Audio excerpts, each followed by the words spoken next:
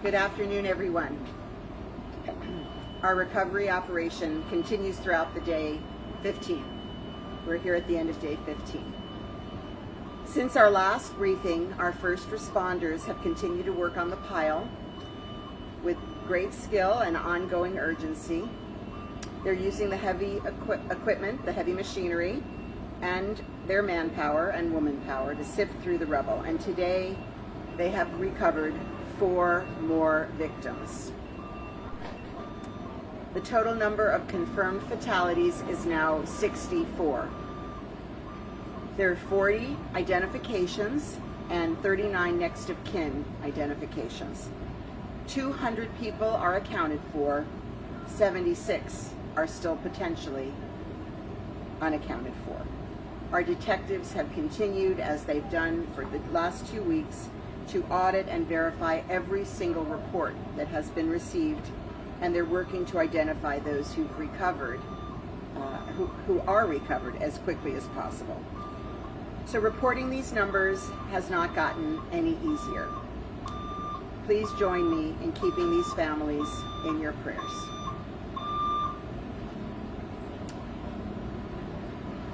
Today we did bring some of the families who have lost loved ones to the site for a visit at their request. We held a moment of silence with our first responders. They paused their work on the pile briefly to honor the victims and their families, and they received an aerial salute by the Miami-Dade County Police Department. The National Institute of Standards and Technology, NIST, is a key partner on the site, as you've heard, and I want to take this opportunity to thank them.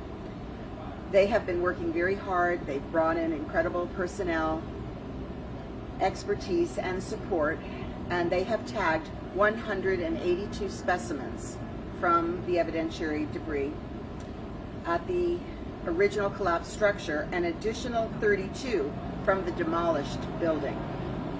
Their teams have been scanning the site with LiDAR twice a day and flying drones to collect essential imaging that will support the fact-finding process. The public also has a very important role to play in this investigation. So if you have any photos, if you have any videos related to the collapse, please visit NIST's online portal at nist.gov/disaster-failure-studies. You can scroll down to the Champlain Tower South collapse link to submit those materials. The wonderful team that is staffing the Family Assistance Center is continuing to provide critical services to the family in need of care and compassion, and just today they served 33 families. So that brings our total to almost 200 families served at the Family Assistance Center. I want to thank all of the organizations that have joined us there. It's over 25 who are on site today. It's truly a community-wide response, and everyone has gone above and beyond to service the community's families during this incredibly difficult moment. La operación de recuperación continúa durante el día 15 y hoy recuperaron a 4 más víctimas. El número total de muertes confirmado ahora es 64, con 40 identificaciones y 39 notificaciones de familiares más cercanos. 200 personas están contabilizados y 76 personas desaparecidas. Informar estos números al mundo nunca va a ser fácil. Por favor, continúa a mantener a todas las familias en sus oraciones. Hoy trajimos a algunas de las familias que han perdido a sus seres queridos al sitio para una visita a petición suya. Mantuvieron un momento de silencio con nuestros socorristas. Gracias y seguimos orando. Thank you, Madam Mayor. Surfside Mayor Charles Burkett. Good evening. Today I spent some time with the team identifying the victims being found as a result from a question from a family member who was worried that the process was stopping each day and resuming the next day. I was assured that the identification and preparation for family notification is going on around the clock, so that was comforting to the family member.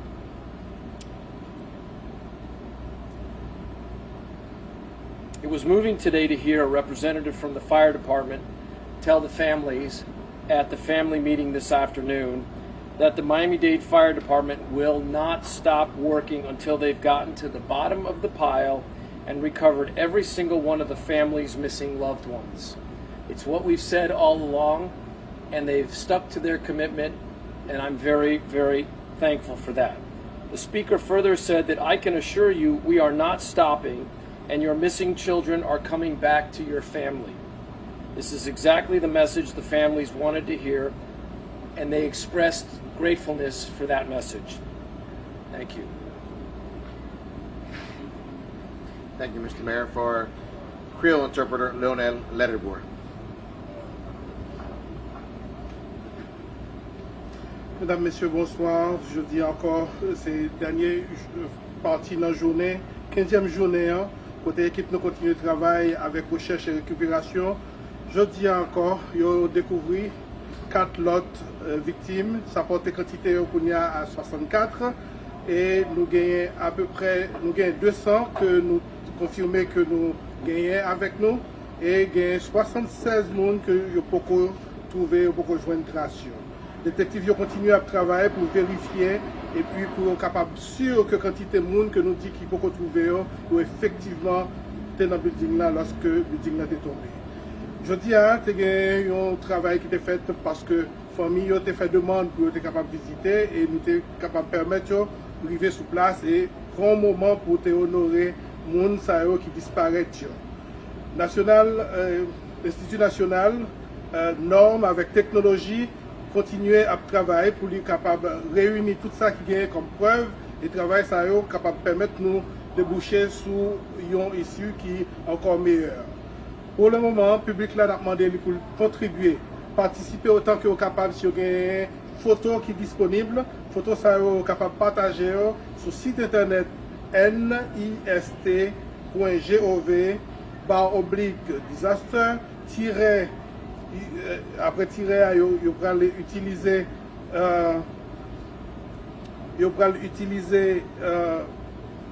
information que nous avons là ma propre niveau non nist.gov/disaster-failure-studies et il a descendu plus bas pour chercher building là lui-même qui c'est building qui était tombé à Champlain Tower South Collapse et là il y a soumettre photo qui est disponible et photo ça est capable un bon moyen pour être capable de continuer le travail sur l'enquête qui a fait. Merci infiniment. Thank you, Mr. Letterboard. And also joining us, we have Deputy Incident Commander Charles Cyril, Miami-Dade Police Department Director Freddie Ramirez, and the Miami-Dade Fire Chief Alan Kaminsky to be able to answer questions. And we'll begin the question and answer session now, ma'am. Mayor Burt, wondering if you can give us some more information on the, I'm not even sure if I have the right term, the geotechnology testing, and also if there's been testing over the CCL. The CCL? Okay. I spent about an hour today with Alan, our engineer, and Kilsheimer, and he is actively going through all the plans. We've got the samples. We've taken concrete samples. We've taken ground penetrating radar samples. Those have been sent back to his offices for modeling right now. We are going to go ahead and get samples of the concrete from the collapsed building very shortly, and we are going to compare those samples to the samples we have pulled out of the building on the north end, the Champlain North. We are, we're talking to the residents. We're trying to get to an answer as quickly as possible with respect to the geotechnical. That's basically an analysis of the soil and the components of the soil, the composition of the soil. That's very important right now. There are ways that can be done. We're looking at the reports that we have for the collapse site, and we're going to try to do some studies of the soil underneath the Champlain North building. That's coming, but we're just gearing up for that, and I expect in the next 3 or 4 weeks we'll have a lot more information that we can provide on what the status is. We're going to go here, followed by the Associated Press, and then Miami Herald. Well, that needs to be informed, not so much for that answer, but what efforts are being made to help first responders deal with the emotional toll this is taking? Yesterday, just going to the prayer and seeing some of the efforts that the prayers that a lot of them have taken from anything being done to help.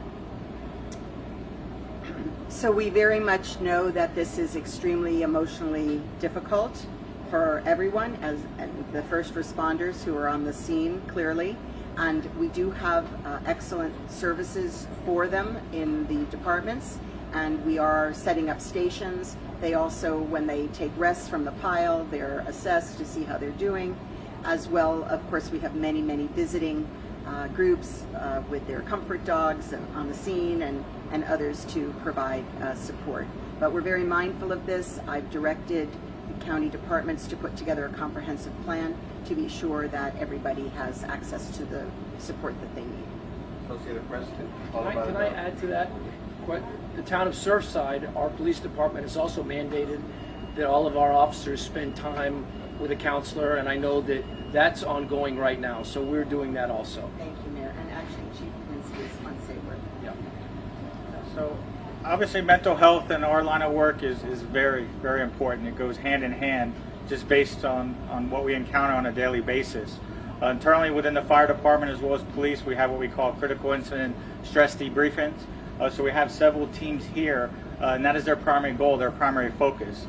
So when task force members come off a long day at work, they meet and talk with them. We also have them embedded at our fire stations for the original units that responded. So that's an ongoing process. We also have licensed clinicians that are part of that team. So it's a collaborative effort that we're constantly monitoring and really focusing on the mental health of our personnel. This is a hard one to ask, and I don't know if it's for the fire chief or the police chief. Either one of them might know. If you find remains and you do DNA testing and you match it up, do you count that person then as deceased at that moment, or do you wait until you find more of the body? Once we find a family member in that condition, it immediately goes to the medical examiner's office. Once we have a positive ID, we consider that at this stage as a loss of life. And notifications are made by our homicide personnel in person. Miami Herald, followed by Brian Enton. Also for the director, Yes. Director Ramirez, can you take us through what has changed in the operation now that your department has taken over recovery? What's different on site with the machinery, and are there different dogs in there? Walk us through what the police's role is now. Nothing has changed. Our homicide, our crime scene personnel, our lab personnel have been there since the beginning, even during the rescue phase. The momentum, the tempo is still the same. What I could tell you, one evolution that we're doing and we brought up the topic of wellness, we're switching out some of our crime scene personnel. Some of the local municipalities are going to provide their crime scene so we could have that wellness component, because just like the firemen or homicide personnel, our crime scene people, they see a lot of things that are very sad, like we all are, and it's very important to keep. This is going to be a long process, and it's important that we keep that tempo and we keep our people fresh and we look out for them, make sure that they're operational. Brian Enton, followed over here. Can you give us an idea of the progress that you've made? Are you halfway through the pile? Are you a quarter of the way? Unfortunately, I don't have the exact numbers to let you know.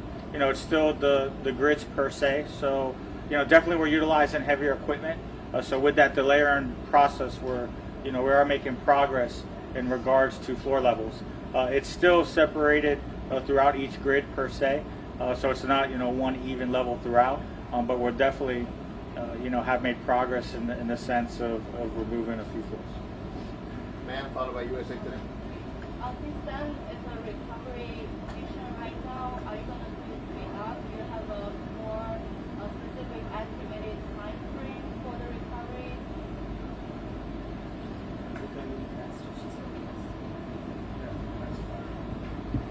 We don't have an exact specific time frame yet. We are expecting the progress to move at a faster pace with our recovery efforts, but there's also a search component as well. So there is certain aspects, as we're going through. So unfortunately, we don't have an exact time frame, date-wise, how long this is going to take. And a lot of families are waiting in this area, and you're providing temporary housing for some of them. So how long is this assistance going to be?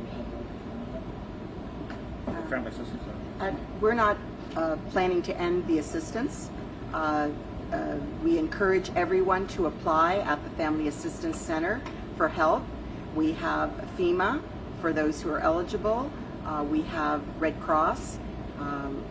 We have the private philanthropic donations, and we're here to support these families through the entire process.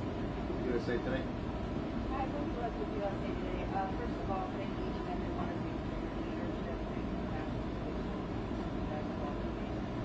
I have a question that some of us are still kind of asking, which seems to be unclear, and I hate to even ask you. But in the first hours after the blast, there was a 15-year-old child that was rescued, and our understanding is that he has survived. Has there been any other victims that were physically pulled out of the collapse site that are still alive? No, there's not. There was another victim that was removed simultaneously in that same period, and unfortunately was deceased. You mentioned that several, about 180 specimens were obtained from the scientists. Anything else that you can add about what that means or what they are, what types of specimens they gathered?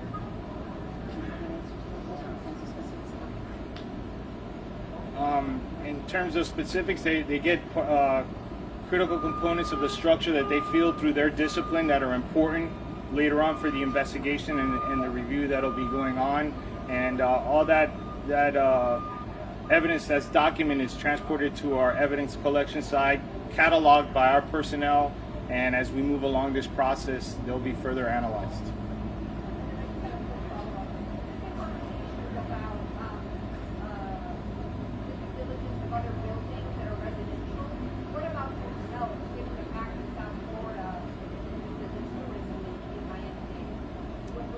Well, hotels are buildings.